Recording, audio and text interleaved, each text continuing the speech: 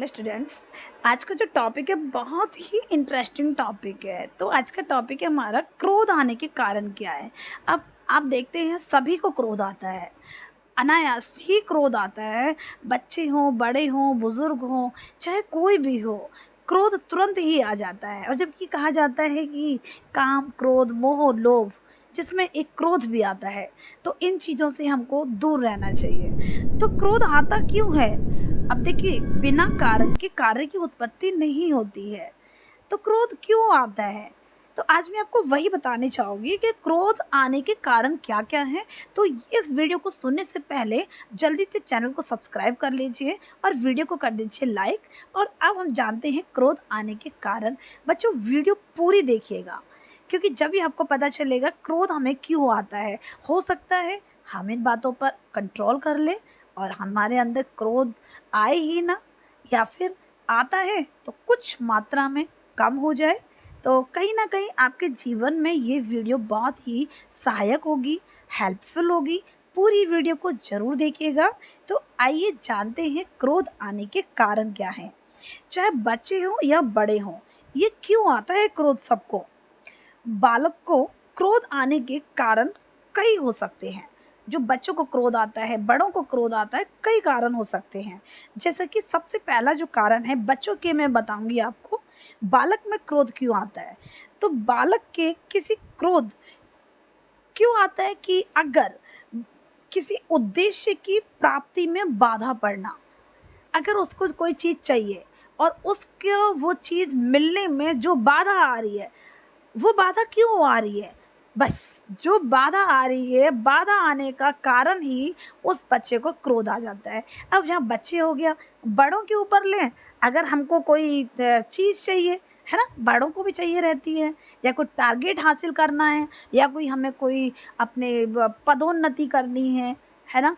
Office में कोई या हमें कोई इंटरव्यू देना है, या कुछ भी कार्य करने के बीच में जो बाधा आती है और हमें उस बाधा के कारण क्या होता है, हमें क्रोध आता है। ठीक है, तो बहुत ही अच्छी बात है ये। कोई भी काम करने में जो भी बाधा आती है और बाधा आने का कारण ही हमें क्रोध आता है। बच्चों को भी इसी कारण क्रोध आता है। ठीक। अब आता है सेकंड पॉइंट, ईर्ष्या का होना।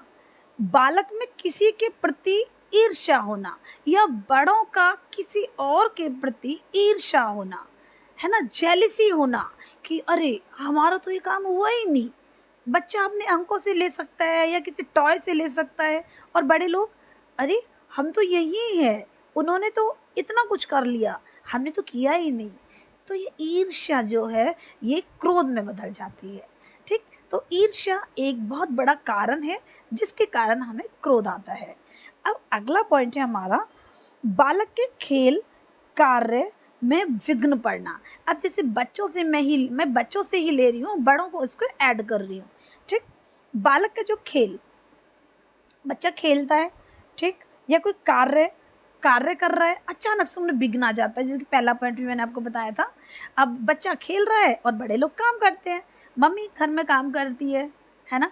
अभी जब जल्दी से कोई मेहमान आने वाले हैं और बस वो आ ही रहे हैं, हमको जल्दी से रेडी करना है, अपना घर साफ सफाई सुसज्जित करना है, किचन में भी बहुत कुछ रेडी करना है। अचानक से अगर कुछ या तो दूध उफल जाए, या मतलब कुछ गिर जाए, फैल जाए, तो क्या होगा? क्रोध आएगा, है ना? विघ्न, बाधा, किसी भी तरह का प्रॉब्लम्स। ठीक। तो ये एक कारण होता है क्रोध आने का। और अगला है हमारा, बालक के किसी वस्तु को छीन लेना। अब देखिए, छोटे बच्चों से मैं लेती हूँ, अगर किसी बच्चा है टॉय के साथ बहुत अच्छे से खेल रहा है, बड़े आनंद से वो गेम कर रहा है, खेल रहा है, और अचानक से दूसरे आंटी अंकल और उनका बच्चा भी आ गया, और अगर वो उस टॉय को छीन लेता है या ले लेता है, तो सोचिए उस बच्चे की हालत क्या होगी। सचमुच क्रोध आना ही था ना। यस। तो उसको क्रोध आएगा, उस बच्चे को क्रोध आएगा। अब बड़ों में भी यही होता है ना? बहुत दिन से हम कुछ चला है हमारा, बालक का अस्वस्थ या रोगग्रस्त होना। बच्चे हों या बड़े हों, अगर हमारा शरीर स्वस्थ नहीं होता है तब भी हमें क्रोध आता है। ठीक। अगर अस्वस्थता भी क्रोध का एक कारण होता है, क्योंकि जब अस्वस्थ होता है बंदा तो सचमुच वो चिड़चिड़ा हो जाता है। ठीक है। अगला है हमारा कारण, बिना किसी कार्य को करने में असमर्थ होना। ठीक है, बालक का अब जैसे कोई कार्य काम है, उसको करना है और उससे हो नहीं रहा, तब भी उसे क्रोध आता है। अब जैसे मैडम ने सम्स करने के लिए दे दिया, मैथ का कार्य करने के लिए दे दिया, अब वो करना तो चाहता है लेकिन वो हो ही नहीं रहा है, अब वो कर ही नहीं पा रहा है, अब उसको क्रोध आएगा, है ना? तो यही कारण होते हैं कि क्रोध हमें क्यों आता है। ठीक, तो अब अगला है हमारा एक पॉइंट और है, बालक का कार्य व्यवहार निरंतर दोष निकाला जाना। अब कोई बड़ा हो या बच्चा हो, अब बच्चा काम कर रहा है, वो बहुत अच्छे से लगन से काम कर रहा है, लेकिन कोई आया, उसने एक ब्यूटीफुल सी पिक्चर बनाई, अचानक से कोई आया और उन्होंने, अंकल ने या आंटी ने, किसी ने देखा तारीफ, या उसके दोस्त ने तारीफ तो की या नहीं की और उसमें दोष निकाल दिया, तो क्या होगा? बच्चा सुनेगा तो, लेकिन उसे क्रोध भी आएगा, है ना? हो सकता है क्रोध का प्रदर्शन ना करे, कहीं ना कहीं उसको प्रॉब्लम देगी वो बात, है ना? तो ऐसे ही बड़ों का भी काम है, तो भाई क्रोध तो आएगा ही ना। तो यही होते हैं, मतलब अनायास दोष हमें नहीं निकालना चाहिए।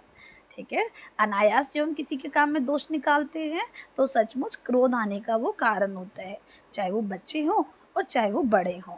ठीक, अगला है हमारा, बालक पर अपने माता पिता के क्रोधी स्वभाव का प्रभाव पड़ना। अच्छा, ये क्या होता है? माता पिता अगर क्रोधी हैं, बच्चा भी क्रोधी है, ये अपन ये कह नहीं सकते, ये ज़रूरी हो भी सकता है और नहीं भी हो सकता है। ठीक, बालक पर अपने माता या पिता के क्रोधी स्वभाव का प्रभाव पड़ता है और कब नहीं भी पड़ता है, लेकिन कहीं न कहीं कुछ एक परसेंटेज तो बच्चे पे प्रभाव पड़ता ही है। तो माता पिता के जीन्स के कारण भी क्रोध आ जाता है। ठीक है, ये भी एक कारण होता है।